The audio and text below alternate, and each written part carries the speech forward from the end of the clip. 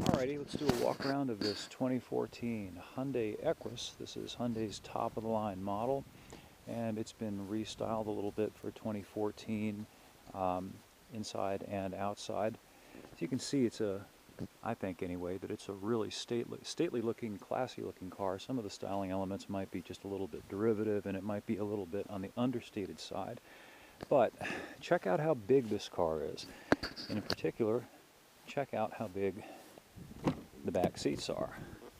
Have a look at that, mates. What you're basically getting here is something that's nearly equivalent to the L long wheelbase versions of some of the competitors' models, such as the Lexus LS460 in particular, at a price point that's comparable to mid-sized luxury cars like the Mercedes E-Class, which is a really nice car but has a much tighter back seat. And of course the BMW 5, which compared to this also has a tight seat.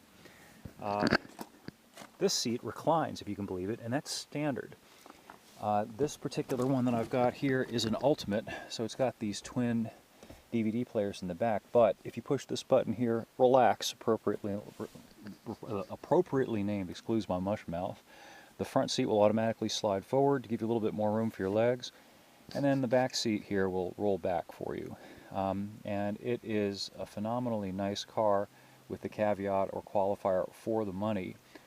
People who come to EP Autos regularly will recall that a couple of months ago I reviewed the Mercedes S-Class, which also has an extremely roomy back seat and also has the executive reclining back seat, but that thing starts at $92,000. This starts at $62,000. And this particular one, which is the Ultimate, that has the twin DVD player, it has, let me walk around to the front here and show you that, also has a full flat screen gauge cluster. The regular Signature does not have that. Get in here and turn it on so you can see. Key it to life, and you'll see the digital dash cluster. 9-inch secondary screen there with a really phenomenal 17-speaker stereo system, which by the way is standard on both the Signature and the Limited or Ultimate.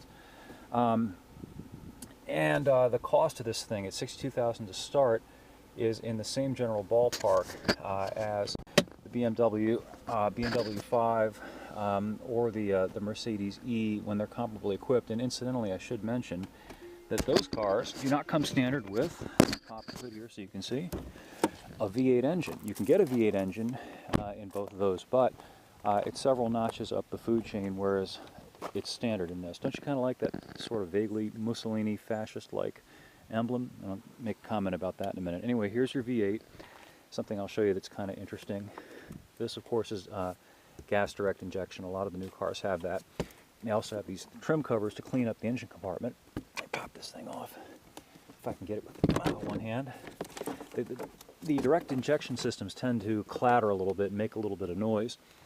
And so to hide that from you, you'll notice these little blocks of foam and insulation here, and that kind of quiets up the engine. You've got a plastic intake manifold, and there's the cam covers. And boy, it's a tight squeeze in there, but I suppose people who buy these cars are not going to do any self-service except perhaps change the oil, so it's really not much of an issue. Let me see, pop this down one-handed again. Yep, these things just pop on. There's no tools necessary to take them in and on or off. Alright, back to the fascist symbol, which is cool. I like the look of it. Anyway, if you look around the car, you'll notice there aren't many indications that this is a Hyundai. Walk around to the back, you've got really big, bold Equus lettering, and then you've got one Hyundai badge on the entire car. And that brings me to a point that I discussed in the article. Probably this car's biggest deficit is nothing objective, nothing mechanical, nothing functional.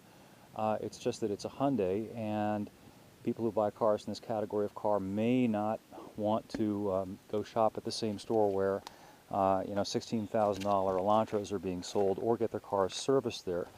Hyundai might want to take a cue from what Lexus did, or what Toyota did with the Lexus brand, and spun off Lexus into a separate luxury line, so that people who buy Lexus cars don't have to mingle with people who buy Toyota cars. But overall, this is a phenomenally nice car, particularly, as they say, for the money. I really like it.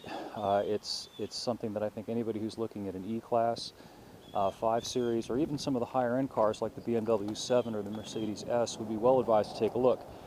Hope you can hear me. There's a jet that's flying overhead. Anyway, the rest of the review is up at epautos.com. Hope to stop by and take a look and leave your comments pro or con. And we'll catch up with you next time when we take a look at the 1-liter, 3-cylinder, turbocharged Ford Fiesta over there.